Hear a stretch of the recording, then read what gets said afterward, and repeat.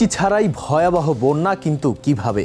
মাত্র ৩০ মিনিটে নদীর পানি কিভাবে বেড়ে গেল ৩০ ফুট?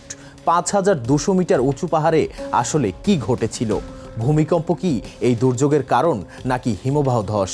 আর এত দুর্গম এলাকায় এত বিদেশি পর্যটকই বা কেন ছিলেন?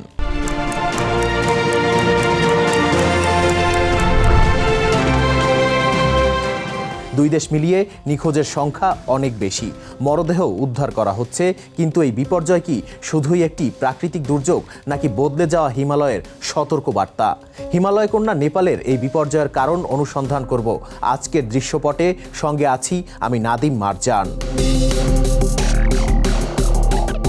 স্যাটেলাইট ছবির বিশ্লেষণে দেখা গেছে তিব্বত সীমান্তের কাছে প্রায় ৫,২০০ মিটার উচ্চতায় একটি হিমবাহের নিচের বড় অংশ ভেঙে পড়ে। প্রায় ১,২০০ মিটার নিচে উপত্যকায় আশ্রে পড়ার সময় এর সঙ্গে নেমে আসে বরফ, পাথর ও বিপুল পলিমাটি। এই ধ্বংসাবশেষ লেন্দে নদীর প্রবাহ আটকে প্রাকৃতিক বাঁধ তৈরি করে। পরে সেই বাঁধ ভেঙে গেলে বিশাল পানির স্রোত ছুটে যায় ভাটির দিকে, অর্থাৎ পাহাড়ের উপর একটি হিমবাহ ধসই কয়েক মিনিটের মধ্যে নদীকে পরিণত করে ভয়ঙ্কর বন্যার স্রোতে। বন্যার কয়েক মিনিট আগে 4.4 মাত্রার ভূকম্পন অনুভূত হওয়ার কথা জানা গেলেও যুক্তরাষ্ট্রের ভূতাত্ত্বিক জরিপ সংস্থা বলছে দীর্ঘস্থায়ী ভূকম্পন সংকেত বিশ্লেষণ করে দেখা গেছে সেটি ভূমিকম্প নয়, ভূমিধসের শক্তি থেকেই ওই সংকেত তৈরি হয়েছিল। স্যাটেলাইট বিশ্লেষণ করা সিকিম বিশ্ববিদ্যালয়ের প্রকৌশল ভূতত্ত্ব বিশেষজ্ঞ বিক্রম গুপ্তের মতে হিমবাহের অগ্রভাগের বড় অংশ ধসে পড়ার সঙ্গেই বিপর্যয়ের সূত্রপাত। কানাডার ইউনিভার্সিটি অব ক্যালগারির ভূবিজ্ঞানী ড্যান সুগারও ছবিতে দুর্যোগের আগের ২৪ ঘন্টায় বরফ গলার সম্ভাব্য চিহ্ন দেখেছেন। তবে হিমবাহটি ঠিক কেন ধসে পড়ল সেটি এখনও নিশ্চিত নয়। ধসের পর স্রোত লেন্দে নদী থেকে ভুটেকশি হয়ে ত্রিশুলি নদীতে পৌঁছে যায়। মাত্র আধা ঘন্টায় ত্রিশুলি নদীর পানি বেড়ে যায় প্রায় ৯ মিটার বা ৩০ ফুট। রসুয়া, নুয়াকোট ও ধাদিং জেলার জনপদে ব্যাপক ক্ষয়ক্ষতি হয়। প্রায় ৪০ কিলোমিটার সড়ক এবং অন্তত ১৯টি সেতু ধ্বংস বা ক্ষতিগ্রস্ত হয়। দুই দেশ মিলিয়ে নিখোঁজের সংখ্যাও হাজার ছাড়িয়েছে। দুর্যোগের এলাকাটি শুধু দুর্গম পাহাড়ি অঞ্চল নয়, গুরুত্বপূর্ণ ধর্মীয় ও পর্যটন রুটও। তিব্বতের কৈলাস পর্বতের কাছে মানস সরোবর এবং নেপালের গোসাইকুণ্ড হিন্দু, বৌদ্ধ ও জৈন ধর্মাবলম্বীদের কাছে পবিত্র। এই সময়টিতে হাজার হাজার তীর্থযাত্রী ও পর্যটক এই পথে যান। নিখোঁজদের মধ্যে ভারতীয়, মার্কিন, অস্ট্রেলীয়, ব্রিটিশ, কানাডীয় ও ইউক্রেনীয় নাগরিকও রয়েছেন। তিব্বতের গিরঙে নিখোঁজদের মধ্যেও বহু বিদেশি আছে বলে জানিয়েছে চীনা রাষ্ট্রীয় সম্প্রচার মাধ্যম।